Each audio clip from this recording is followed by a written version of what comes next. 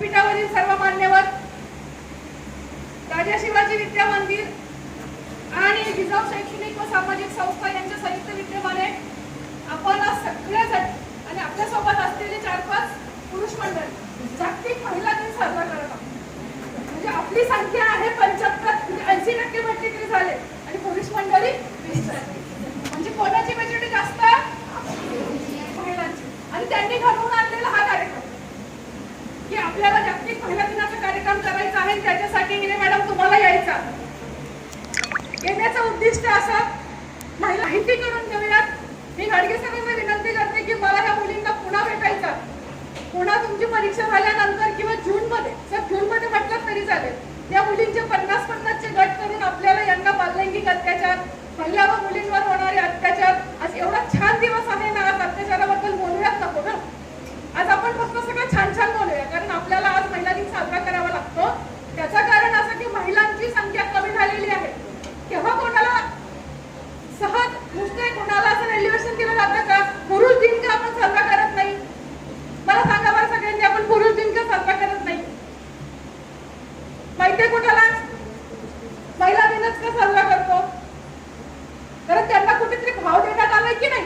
तुमच्या साध्या भाषेत सांगायचं म्हटलं तर मग अशी मॅडमांचं गाणं अर्धवट राहिलं, त्याच्यातून तुम्हाला सगळं कळलं असतं. पण मॅडम पुन्हा अजून एक चान्स मी त्यांना देणार.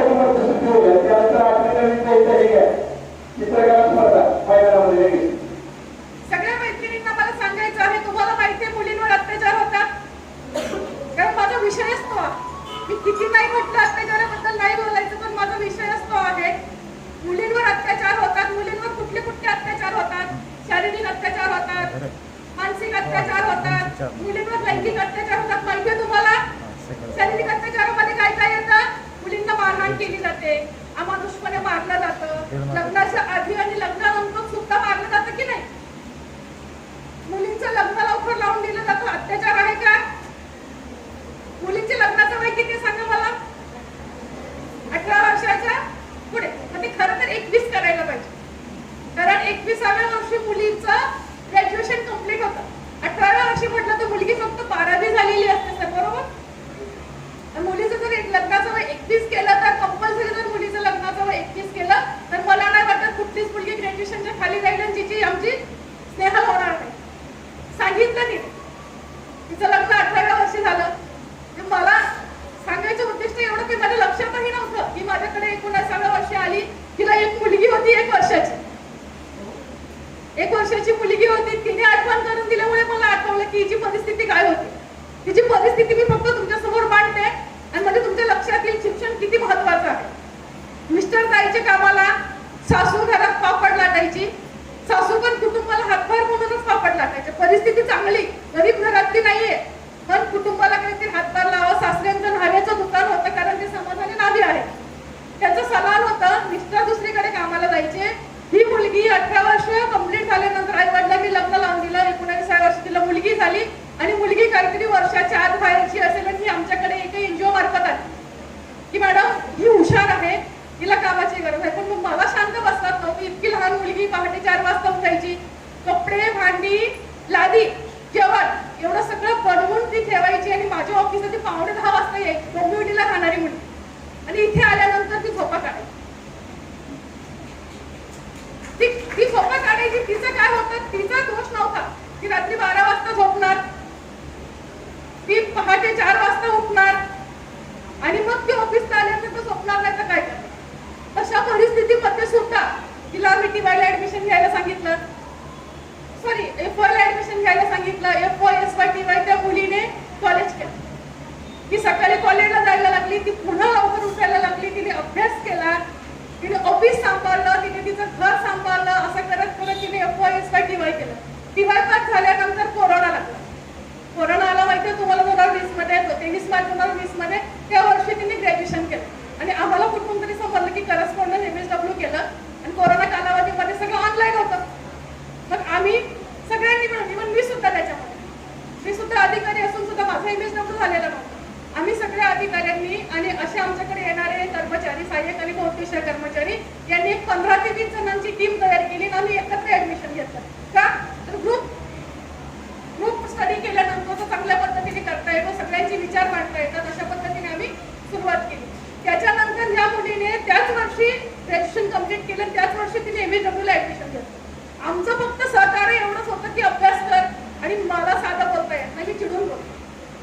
सगळ्या मुलांवर चिडून बोलते. माझं उद्दिष्ट एवढंच असतं की तुम्ही त्याच्यातून काहीतरी शिकलं पाहिजे.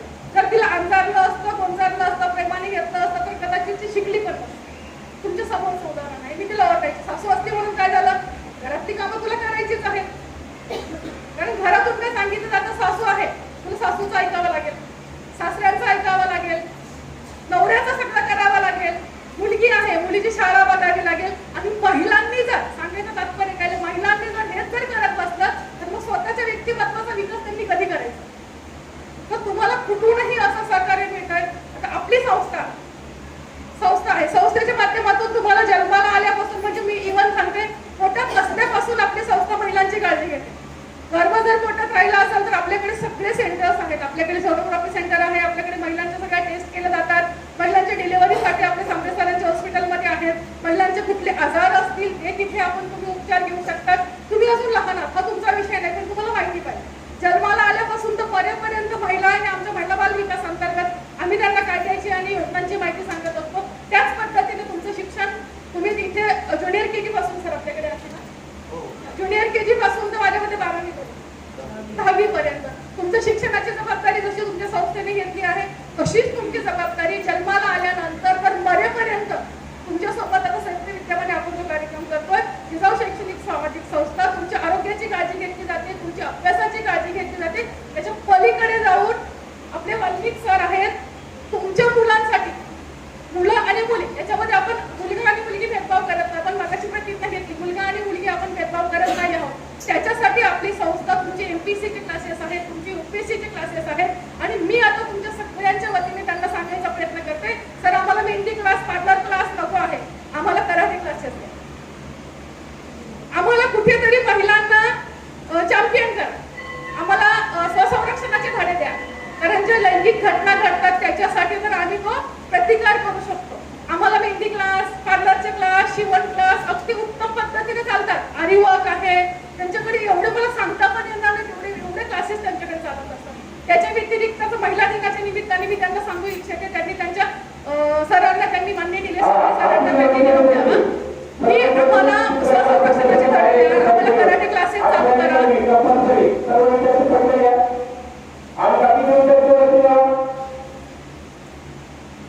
आणि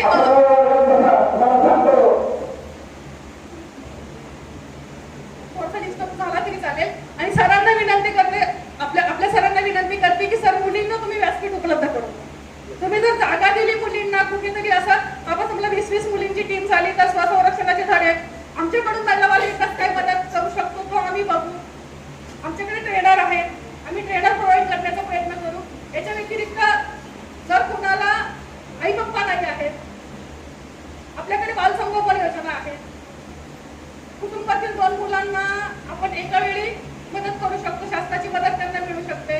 ज्या मुलांना सर आई वडील नाहीत, आपल्याकडे लिस्ट असतील, आपल्याला आपल्या रेकॉर्डवर त्यांचं नाव असतं, आपल्याला त्यांचं माहिती असते, अशा एका मुलाला आपण 2250 रुपये प्रमाणे बालसंगोपन योजना देतो. मुलांच्या शिक्षणासाठी, मुलांच्या त्यांच्या क्लासेससाठी किंवा त्यांच्या गरजांसाठी आपण ते पैसे फक्त मुलांसाठी वापरू शकतात.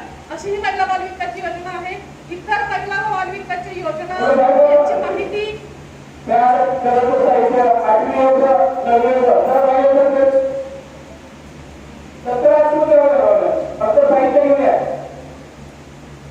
इतर महिला व बाल विकासची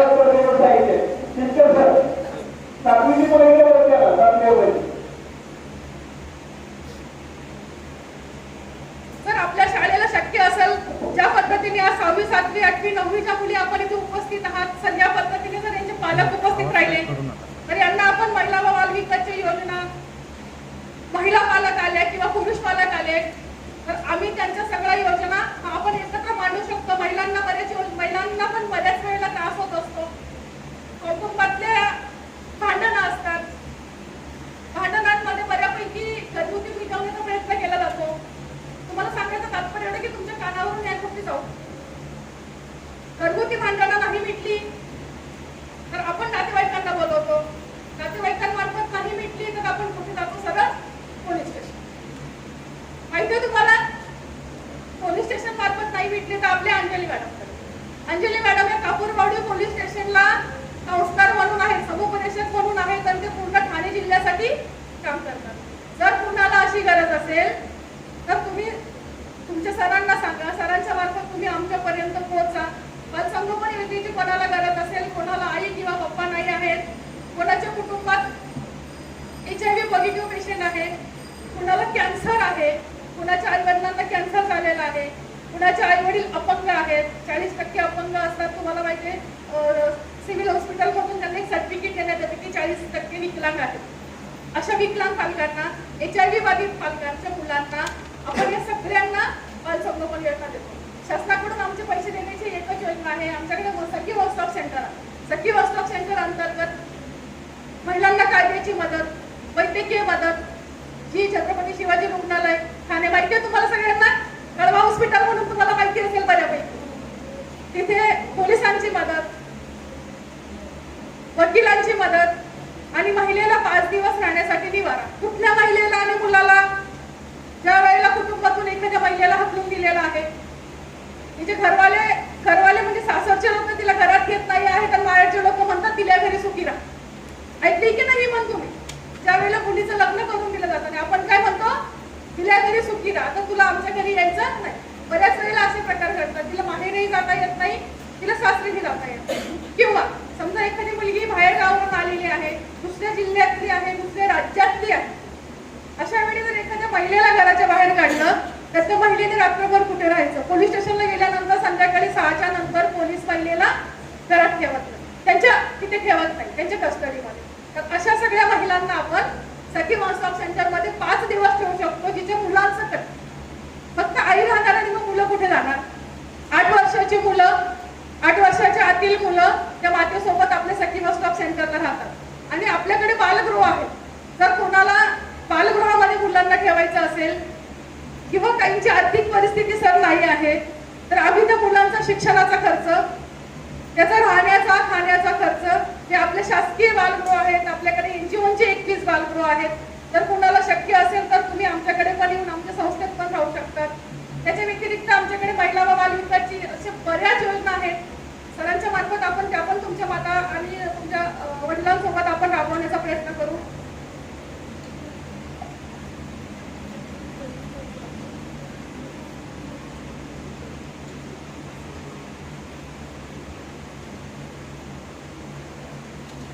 तुमच्या याच्याविषयी कोणाला काही शंका असेल, कोणाचे प्रश्न असतील तर तुम्ही सांगू शकता. कोणाचे आई पप्पा नाही आहेत अशा आहेत का इथे उपस्थित मुली? वर्ग शिक्षकांना सांगणार तुमच्या एक पालक आई नाही किंवा पप्पा नाही अशा आहेत का कोणी आपल्यामध्ये मुली? जागतिक महिला दिनाच्या निमित्ताने आपण त्यांना मदत करू शकतो.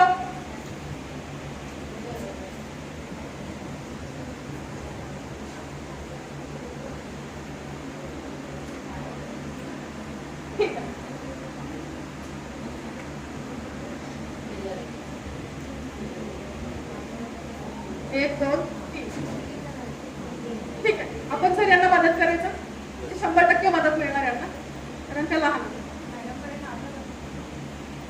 त्यांच्या वर्ग शिक्षकांना फक्त सांगा सर की सर्वेक्षण करा. अजून पण मुलं, आणि याच्यामध्ये मुलं आणि मुली, तुमच्या घरात भावंड असतील, मी मगाशी सांगितल्याप्रमाणे कुटुंबातील 2 मुलांना, समजा कुटुंबात 4 मुलं आहेत, एक 17 वर्षाचा आहे, एक 15 वर्षाचा आहे, एक 12 वर्षाचा आणि एक 9 वर्षाचा.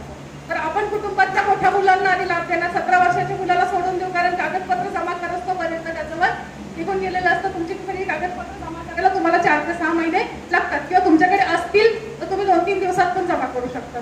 कुटुंबातील जे मोठं मुलं आहे, समजा एक 10 वर्षाचा आहे, एक 8 वर्षाचा आहे, एक 3 वर्षाचा आहे, तर 10 आणि 8 वर्षाच्या मुलाला आपण ती योजना लागू करणार. 10 वर्षाचा मुलगा जेव्हा 18 वर्षाचा होईल त्याच्यानंतर आपण तो 3 वर्षाचा मुलगा आहे त्याला ती योजना आपण